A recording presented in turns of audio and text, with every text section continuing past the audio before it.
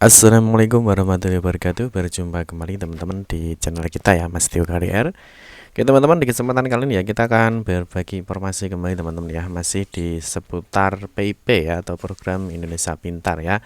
Di dalam kesempatan kali ini ya teman-teman ya, kita akan memberikan informasi ya terkait dengan hal yang sangat krusial ya, artinya bagi teman-teman yang mungkin tahun 2021 itu mendapatkan dana PIP ya, tetapi tidak diambil ya, sehingga sampai dengan batas waktu yang telah ditentukan ternyata dana itu tidak segera diambil dan rekeningnya ya, buku rekeningnya ini tidak segera diaktifasi, maka dana itu akan dikembalikan ke kas negara ya, atau ke pusat ya. Nah, nanti di sini kita akan memberikan informasi terkait dengan surat edaran resmi teman-teman ya, tentang pengembalian dana PIP ke kas negara tahun 2021. Nanti kita juga akan melihat teman-teman ya, penyebabnya apa ya, penyebab dana PIP itu dikembalikan ke kas negara. Nah, yang paling ekstrim teman-teman ya, jika dana PIP ini tidak diambil ya, artinya teman-teman setelah ditetapkan sebagai penerima PIP ya, masuk ke dalam SK nominasi, tetapi dananya tidak diambil ya, maka rekening itu akan diblokir ya, otomatis ketika teman-teman sudah diblokir ya, tentunya tidak bisa dicairkan dananya ya. Jangan sampai terjadi seperti itu teman-teman ya, bagi kalian jadi harus sering-sering berkoordinasi dengan sekolahnya terkait dengan pencairan dana PIP-nya.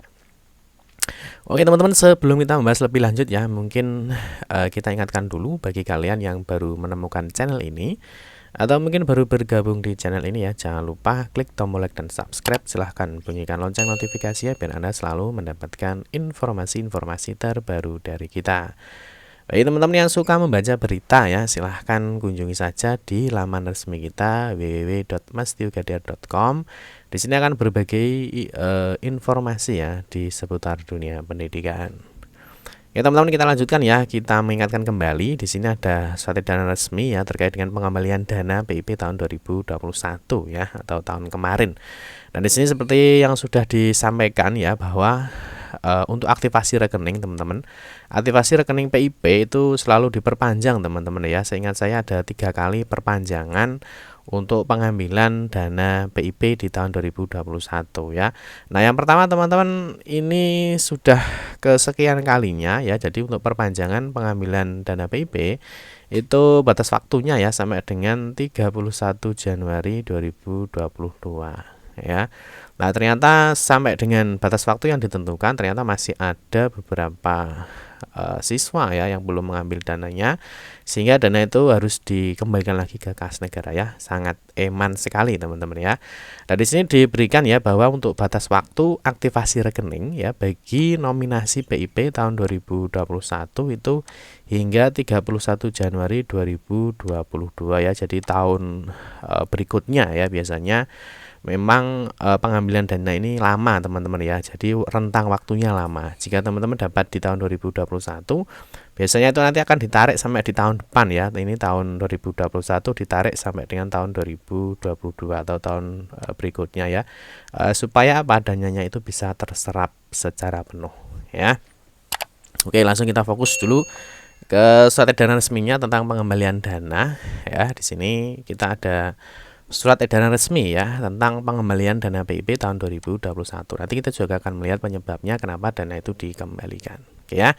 Kita cek dulu suratnya teman-teman ya. Di sini ya dijelaskan surat ini berasal dari Pusat Layanan Pembiayaan Pendidikan ya, Kementerian Pendidikan, Kebudayaan, Riset dan Teknologi teman-teman ya. Di sini terkait dengan nomor 0259 sekian ya. Di sini dikeluarkan 28 Februari 2022. Di sini ada informasi tentang pemberitahuan pengembalian dana PIP tahun 2021 ke Kas Umum Negara ya.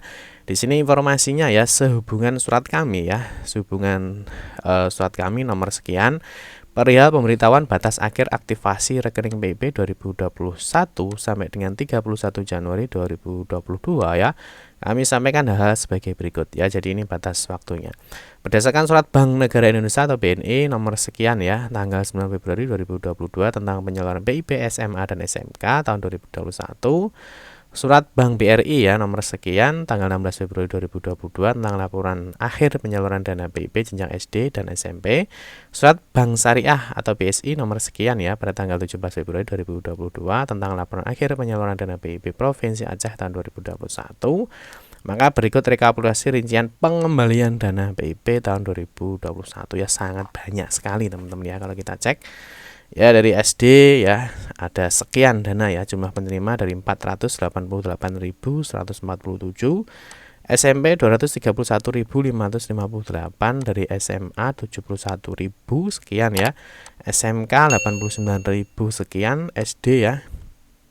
Ini khusus Provinsi Aceh ya, di sini yang dikembalikan sangat banyak sekali teman-teman ya. Jadi sangat eman-eman ya ketika teman-teman yang tidak mendapatkan bantuan saja juga banyak, tapi teman-teman yang mendapat bantuan ternyata banyak yang dikembalikan. Nanti kita akan cek sebabnya ya. Nah, di poin 2 teman-teman ya, seluruh rekening simpel ya peserta didik penerima PIP yang sampai dengan batas waktu ya, jadi sampai dengan batas waktu yang telah ditentukan tersebut di atas belum melakukan aktivasi ya, telah kami lakukan pemblokiran rekening ya. Jadi yang tidak diambil rekeningnya otomatis diblokir. Dan dana PIP tahun 2021 pada rekening tersebut sudah kami melakukan proses pengembalian dana ke kas umum negara per 15 Februari 2022 ya. Jadi rekeningnya sudah diblokir dan dana itu sudah dikembalikan ke kas negara. Artinya dana sudah tidak bisa diambil lagi. Oke, poin 3 teman-teman, dana penerima PIP yang dananya dikembalikan ke kas umum negara dapat dilihat melalui laman web aplikasi Si Pintar pip.kemdikbud.go.id oleh Dinas Pendidikan Provinsi, Kabupaten atau Kota, kantor cabang dinas dan satuan pendidikan. Oke, sekarang kita cek teman-teman ya terkait dengan aturan ya. Terkait dengan aturan pengembalian dana. Di sini kalau kita lihat di Persekjen Kemdikbud nomor 2 tahun 2021 ya terkait dengan juknis PIP. Di sini di poin G ada pengembalian dana PIP Dikdasmen ke kas umum negara ya. Di sini untuk pengembalian dananya di Dasmen PIP Dikdasmen ke kas umum negara dapat dilakukan oleh Puslapdik Kemendikbudristek atau oleh satuan pendidikan atau sekolah ya. Jadi bisa oleh Puslapdik atau bisa juga melalui sekolah. Nah, pengembalian dana PIP Dikdasmen oleh Puslapdik Kemendikbudristek ke kas umum negara sebagaimana dimaksud pada angka 1 yaitu dikarenakan apabila peserta didik telah tidak mengaktifasi ya rekening sampai dengan batas akhir masa aktivasi rekening dan peserta didik tercatat sebagai data ganda penerima PIP, hanya salah satu yang harus dikembalikan. Nah, di sini teman-teman ada penyebabnya ya. Pengembalian dana PIP Dikdasmen oleh satuan pendidikan ke kas umum negara dapat dilakukan apabila yang poin A, peserta didik menolak sebagai penerima PIP dan atau poin B, peserta didik tidak diketahui keberadaannya ya, meninggal dunia, putus sekolah atau tidak melanjutkan pendidikan yang telah melakukan aktivasi melalui kuasa peserta didik atau satuan pendidikan. Pengembalian dana PIP Dikdasmen ke kas umum negara yang dilakukan oleh satuan pendidikan sebagaimana angka 3 dilakukan apabila dana sudah ditarik dari rekening menjadi bentuk tunai atau cash. Itu teman-teman ya. Jadi ini penyebab dana PIP itu dikembalikan ke kas negara.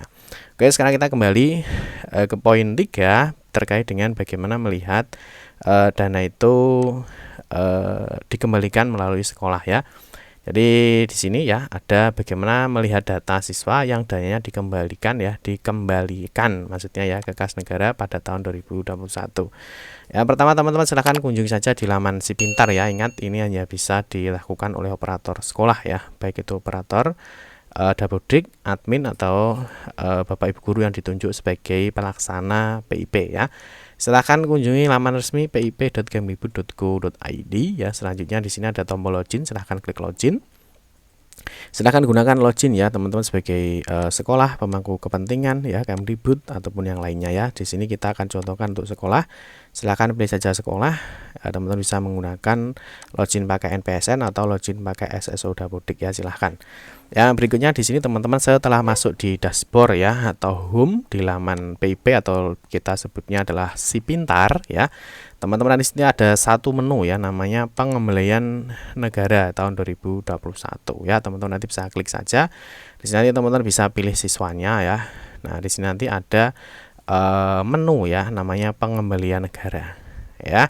Nah, di sini nanti teman-teman pengembalian negara di sini nanti jelas ya, tentunya ada beberapa alasan seperti yang sudah kita sampaikan tadi. Salah satunya adalah meninggal dunia ya. Di sini menolak PIP, tidak diketahui keberadaannya, datanya ganda ya, dilarang Pemda atau putus sekolah atau tidak melanjutkan pendidikan. Ini beberapa penyebab teman-teman kenapa dana itu harus dikembalikan ke kas negara ya. Terus yang berikutnya teman-teman, untuk pengambilan negara, untuk pengambilan dana ke negara ini juga harus ada format surat pengembaliannya ya. Ini harus ditandatangani oleh kepala sekolahnya ya. Di sini formnya seperti ini ya. Dengan hormat kami sampaikan bahwa berdasarkan juknis dan seterusnya teman-teman ya. Di sini ada kami bermaksud untuk mengajukan permohonan pengembalian dana PIP tahun 2021 ya bagi sejumlah berapa siswa ya. Dan nominalnya berapa? Nah, ini nanti dilampirkan di sini. Nah, setelah itu nanti setelah ditandatangani ya oleh sekolah, baru ini nanti diupload lagi di aplikasi Si Pintar ini ya. Jadi nanti dananya itu dikembalikan dengan alasan apa, nanti baru teman-teman sebagai adminnya ini bisa mengembalikan dananya itu ke negara ya. Jadi seperti itu. Oke teman-teman ya, cukup sekian saja terkait dengan status dana resmi terkait dengan pengembalian dana PIP ke kas negara untuk tahun 2021 ini. Bagi teman-teman jangan lupa untuk selalu koordinasi dengan sekolahnya ya, apakah dana PIP-nya itu memang mendapatkan apa tidak.